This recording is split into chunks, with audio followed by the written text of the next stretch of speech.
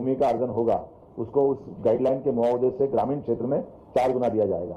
इसमें कोई कॉम्प्लिकेशन नहीं, इसके कॉम्प्लिकेशन की सरलता से हमने 1 और 2 नगरीय क्षेत्र के अंदर उसका गाइडलाइन का डबल, क्योंकि नगरीय क्षेत्र की गाइडलाइन तो वैसे हर बार बढ़ती रहती है, लेकिन ग्रामीण क्षेत्र में बड़े पैमाने पर हमारे जितने बड़े प्रोजेक्ट चल रहे हैं उल्लेखनीय है कि ये उसके भी बेस लाइन का काम करेगा। इसलिए मध्य प्रदेश भूमि अर्जन और पुनर्वास पुनर्व्यवस्थापन में उचित प्रतिकरण पारदर्शिता का अधिकार अधिनियम 2013 जो लागू हुआ था, इसको भू अर्जन अधिनियम 2013 बोलते हैं। इसकी धारा 26 के अंतर्गत भूमि के मूल्य निर्धारण के जो सिद्धांत प्रतिपादित किए गए उसमें हमने किसानों को उचित प्रतिकर देने का निर्णय और पारदर्शी और पुनर्वास की व्यवस्था का इसमें यह निर्णय किया। उल्लेखनीय है कि वर्ष 2014 में मध्य प्रदेश में सेक्टर 1 डिक्लेयर था, उसके कारण से कलेक्टर गाइडलाइन रेट प्लस 100% इसमें जोड़ने की बात थी, तो खास करके ये लगभग 2 गुना मुआवजा होता था। तो 2 गुना से करने से कई बार हमको स्पेशल कई सारे निर्णय पैकेज भी देना पड़ते थे या कई प्रकार से लोगों का आक्रोश भी आता। तो इसलिए अब हमने इसमें सरलीकृत रूप से ग्रामीण क्षेत्र में 4 गुना और शहरी क्षेत्र में 2 गुना, तो शहरी और ग्रामीण में समान रूप से इसको एक तरह से पहले लागू किया था, लेकिन अब हमने थोड़ा संशोधन किया क्योंकि गांव की और शहर के अंदर जमीन आसमान का अंतर होता है। और खास करके हमने सबने देखा कि इसके कारण से हमारे विकास के कई सारे बड़े प्रोजेक्ट भी प्रभावित हुए, क्योंकि जब असंतोष होता है, थोड़ा मन में भाव आता है तो उसका असर पड़ता है। अब ये जरूरी इसलिए था कि हमारे यहाँ राज्य में विकास की गति हमने तेज खोली है, तो लगभग 70-75 हजार करोड़ का पूंजी निवेश हम प्रति वर्ष कर रहे हैं। ऐसे समय में लैंड एक्विजिशन को लेकर के इसके आने वाली कठिनाइयों का हल निकालते हुए इसमें सड़क, पुल, रेलवे लाइन, राष्ट्रीय राजमार्ग, एक्सप्रेसवे, सिंचाई परियोजना, अधोसंरचना विकास, ऐसे कई कामों को लेकर के इसके कारण से हमको इसकी मदद मिलेगी। उल्लेखनीय है कि ये भाव हमारे मन में ये सारी कठिनाइयों को महसूस करने के लिए इस दिशा में बढ़े थे हम 7 नवंबर 2025 को कि हमको इस पर विचार करना चाहिए, इस दिशा में आगे बढ़ेंगे। और इसी पे फिर हमने 13 जनवरी 2025 की एक मंत्रिमंडलीय समिति का गठन किया, जिसमें हमारे राकेश सिंह जी पिल्लूरी मंत्री, साथ में माननीय मंत्री चेतन कश्यप जी, माननीय मंत्री तुलसीराम सिलावट जी, इनके माध्यम से कमेटी का गठन किया, जिससे कहा कि ये इस पूरे मामले में अपनी रिपोर्ट दे। और ये समिति द्वारा बनाई गई बैठक 21 जनवरी 2026 को हुई थी, जिसमें मंत्रीगण, विधायकगण, FICC क्या है फिक्की के और खासकर क्रेडाई के, CII के, किसान संघ, किसान प्रतिनिधि, सबसे मिलकर के ये राय जुटाने के साथ उनका संकलन करते हुए, सबकी राय का सम्मान करते हुए इसमें इस तरह के निर्णय की तरफ हम बढ़े। मुझे इस बात का संतोष भी है कि ये लागू करने के लिए हमने अपने गाइडलाइन में अब एक और ये भी उल्लेखनीय है कि हमारा एकमात्र राज्य है, इसको इस तरह से भी समझोगे कि गए बार हमने संपूर्ण गाइडलाइन को 16% बढ़ाया था और इस साल ये 13% बढ़ा है, तो 16 और 13 लगभग 39% होता है। और ये अपने आप में लगभग 120% के आसपास होगा, तो इसका भी 4 गुना देंगे। तो ये किसानों की साइड में वास्तव में एक तरह से हमारे सारे निर्णयों को लेकर के काफी प्रभावी होने वाला है। और इसके बाद गजट अधिसूचना के बाद सभी भू अर्जन के आदेशों पर इसको लागू करने के लिए हम अधिसूचना जारी कर रहे हैं। और साथ ही साथ PWD की 1281 हेक्टर भूमि, जिसका हम लगभग 742 करोड़ का ये 3 साल का रिकॉर्ड है पिछले, जो कुल लगभग 10,000 करोड़ का। अब ये बदलते हुए हम वैसे मैं अगर अलग अलग आंकड़े अलग अलग विभागों को बताता हूँ तो ये MPRDC का 1573 हेक्टर का लगभग 2,500 करोड़ का मुआवजा था, और ये NHI है ना, इसका 7,500 हेक्टर से लगाकर 6,000 करोड़ का था। तो अब ये सीधे सीधे आप इनको अगर अपन जोड़ेंगे तो ये अपने आप में बड़ा आंकड़ा हो जाएगा, जिसको बोलने में भी अच्छा नहीं लगा, लिखने में अच्छा लगेगा। अपने लिए ये 4 गुना करते जाएंगे तो हमारे लिए मान के चलो कि अकेले जल संसाधन नर्मदा घाटी में भी 4,500 हेक्टर का भू अर्जन, ये 1,000 करोड़ का मुआवजा निर्धारित था।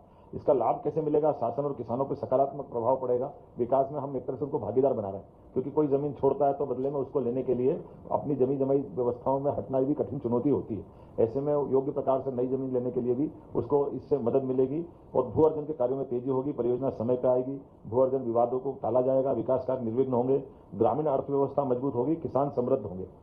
इसलिए केवल हमारा निर्णय नहीं है, किसानों के संकल्प का, उनके समाधान का निर्णय, जिसमें किसान हित सर्वोच्च प्राथमिकता के साथ ले रहे हैं। विकास और किसान साथ साथ है, संवेदनशील, निर्णायक, और ये नेतृत्व की दृष्टि से हमने अपने सामूहिक नेतृत्व में इस बात को स्वीकारा है। इसलिए विकास भी और किसान का सम्मान भी। किसान समृद्ध तो मध्य प्रदेश समृद्ध है। मैं मान के चलता हूँ कि इसी भाव से हम चलते हुए एक अपने विकास के संकल्प के साथ आगे बढ़ रहे हैं, और इसीलिए मुझे लगा कि ये बड़ा विषय है। इस विषय में हमारी अपनी सबकी एक बार इस तरह से चर्चा होना चाहिए, क्योंकि ये बात भी सही है कि हम देश के मध्य में बैठे हैं, और मध्य में बैठने से हमारे लिए सभी सेक्टर में समान रूप से, जैसे आपकी जानकारी में है, हमने तय किया कि हमारे बजट को अब वर्तमान चुनौतियों के बीच में भी हमारे विकास को भी और इसको लगभग 14% की ग्रोथ से बढ़ाते हुए 5 साल में डबल करेंगे, और उस स्पीड को मेंटेन करते हुए हमारा राज्य करीब करीब उस दिशा में काफी हद तक बढ़ा है। ऐसे में नदी जोड़ो अभियान हमारा केन बेतवा पीकेसी अब ताप्ती के साथ भी आ रहा है। तो हमारे लिए एक तरफ ये, दूसरी तरफ मेट्रोपॉलिटन सिटियों के आधार पर भी हम अपने शहरीकरण के आधार पर भी नगर से आगे बढ़ना चाहते हैं। तो स्वाभाविक रूप से इसमें अगर हम बढ़ते हैं तो हमको ये लैंड एक्विजिशन पे बड़ा निर्णय लेना पड़ेगा। उल्लेखनीय है कि मैं केवल एक आंकड़ा बताना चाहूंगा कि हमारे पास ये 2023-24 में अब तक 3 वर्षों में 55,530 किसानों के विभिन्न परियोजना में 16,000 करोड़ की राशि का मुआवजा हमने अभी तक वितरित किया है। नमस्कार किसान भाइयों सीएम मोहन यादव जी के 10 बड़े ऐलान, साथ ही किसान कल्याण किस्त को लेकर जो सीएम कल्याण की 14वीं किस्त आनी है मध्य प्रदेश के 83 लाख किसानों के खाते में, वो बताया जा रहा है 27 अप्रैल को जारी होगी।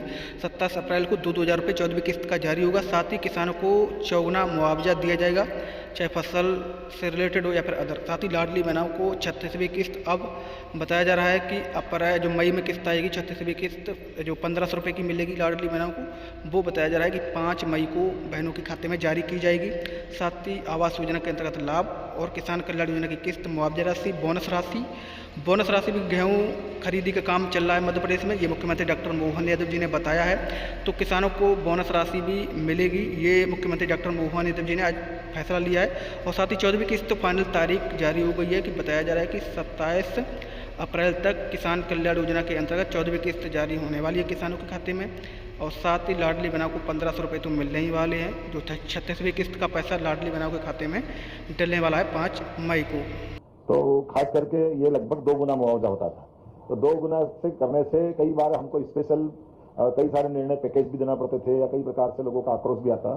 तो इसलिए अब हमने इसमें सरलीकृत रूप से ग्रामीण क्षेत्र में 4 गुना और शहरी क्षेत्र में 2 गुना, तो शहरी और ग्रामीण में समान रूप से इसको एक तरह से पहले लागू किया था, लेकिन अब हमने थोड़ा संशोधन किया क्योंकि गांव की और शहर के अंदर जमीन आसमान का अंतर होता है। और खास करके हमने सबने देखा कि इसके कारण से हमारे विकास के कई सारे बड़े प्रोजेक्ट भी प्रभावित हुए, क्योंकि जब असंतोष होता है, थोड़ा मन में भाव आता है तो उसका असर पड़ता है। अब ये जरूरी इसलिए था कि हमारे यहाँ राज्य में विकास की गति हमने तेज खोली है, तो लगभग 70-75 हजार करोड़ का पूंजी निवेश हम प्रति वर्ष कर रहे हैं। ऐसे समय में लैंड एक्विजिशन को लेकर के इसके आने वाली कठिनाइयों का हल निकालते हुए इसमें सड़क, पुल, रेलवे लाइन, राष्ट्रीय राजमार्ग, एक्सप्रेसवे, सिंचाई परियोजना, अधोसंरचना विकास, ऐसे कई कामों को लेकर के इसके कारण से हमको इसकी मदद मिलेगी। उल्लेखनीय है कि ये भाव हमारे मन में ये सारी कठिनाइयों को महसूस करने के लिए इस दिशा में बढ़े थे हम 7 नवंबर 2025 को कि हमको इस पर विचार करना चाहिए, इस दिशा में आगे बढ़ेंगे। और इसी पे फिर हमने 13 जनवरी 2025 की एक मंत्रिमंडलीय समिति का गठन किया, जिसमें हमारे राकेश सिंह जी पिल्लूरी मंत्री, साथ में माननीय मंत्री चैतन्य कश्यप जी, माननीय मंत्री तुलसीराम सिलावट जी, इनके माध्यम से कमेटी का गठन किया, जिससे कहा कि ये इस पूरे मामले में अपनी रिपोर्ट दे। और ये समिति द्वारा बनाई गई बैठक 21 जनवरी 2026 को हुई थी, जिसमें मंत्रीगण, विधायकगण, FICC क्या है फिक्की के और खासकर खेडाई के, CII के किसान संघ, किसान प्रतिनिधि, सबसे मिलकर के ये राय जुटाने के साथ उनका संकलन करते हुए, सबकी राय का सम्मान करते हुए इसमें इस तरह के निर्णय की तरफ हम बढ़े। मुझे इस बात का संतोष भी है कि ये लागू करने के लिए हमने अपने गाइडलाइन में अब एक और ये भी उल्लेखनीय है कि हमारा एकमात्र राज्य है, इसको इस तरह से भी समझोगे कि गए बार हमने संपूर्ण गाइडलाइन को 16% बढ़ाया था और इस साल ये 13% बढ़ा है, तो 16 और 13 लगभग 39% होता है। और ये अपने आप में लगभग 120% के आसपास होगा, तो इसका भी 4 गुना देंगे। तो ये किसानों की साइड में वास्तव में एक तरह से हमारे सारे निर्णयों को लेकर के काफी प्रभावी होने वाला है। और इसके बाद गजट अधिसूचना के बाद सभी भू अर्जन के आदेशों पर इसको लागू करने के लिए हम अधिसूचना जारी कर रहे हैं। और साथ ही साथ पीडब्ल्यूडी की 1,281 हेक्टेयर भूमि, जिसका हम लगभग 742 करोड़ का ये 3 साल का रिकॉर्ड है पिछले, जो कुल लगभग 10,000 करोड़ का है। अब ये बदलते हुए हम वैसे मैं अगर अलग अलग आंकड़े अलग अलग विभागों बताता हूँ तो ये MPRDC का 1,573 हेक्टेयर का लगभग 2,500 करोड़ का मुआवजा था। और ये NHI है ना, इसका 7,500 हेक्टेयर से लगाकर 6,000 करोड़ का था। तो अब ये सीधे आप इनको अगर अपन जोड़ेंगे तो ये अपने आप में बड़ा आंकड़ा हो जाएगा, जिसको बोलने में भी अच्छा नहीं लगा, लिखने में अच्छा लगेगा। अपने लिए ये 4 गुना करते जाएंगे तो हमारे लिए मान के चलो कि अकेले जल संसाधन नर्मदा घाटी में भी 4,500 हेक्टेयर का भू अर्जन, ये 1,000 करोड़ का मुआवजा निर्धारित था। इसका लाभ कैसे मिलेगा? शासन और किसानों पर सकारात्मक प्रभाव पड़ेगा। विकास में हम एक तरह से उनको भागीदार बना रहे हैं, क्योंकि कोई जमीन छोड़ता है तो बदले में उसको लेने के लिए अपनी जमी जमाई व्यवस्थाओं में हटना भी कठिन चुनौती होती है। ऐसे में योग्य प्रकार से नई जमीन लेने के लिए भी उसको इससे मदद मिलेगी और भू अर्जन के कार्यों में तेजी होगी, परियोजना समय पर आएगी, भू अर्जन विवादों को टाला जाएगा, विकास कार्य निर्विघ्न होंगे, ग्रामीण अर्थव्यवस्था मजबूत होगी, किसान समृद्ध होंगे। इसलिए केवल हमारा निर्णय नहीं है, किसानों के संकल्प का, उनके समाधान का निर्णय, जिसमें किसान हित सर्वोच्च प्राथमिकता के साथ ले रहे हैं। विकास और किसान साथ साथ है, संवेदनशील, निर्णायक, और ये नेतृत्व की दृष्टि से हमने अपने सामूहिक नेतृत्व में इस बात को स्वीकारा है। इसलिए विकास भी और किसान का सम्मान भी। किसान समृद्ध तो मध्य प्रदेश समृद्ध। मैं मान के चलता हूं कि इसी भाव से हम चलते हुए एक अपने विकास के संकल्प के साथ आगे बढ़ रहे हैं, और इसीलिए मुझे लगा कि ये बड़ा विषय है। इस विषय में हमारी अपनी सबकी एक बार इस तरह से चर्चा होना चाहिए, क्योंकि ये बात भी सही है कि हम देश के मध्य में बैठे हैं।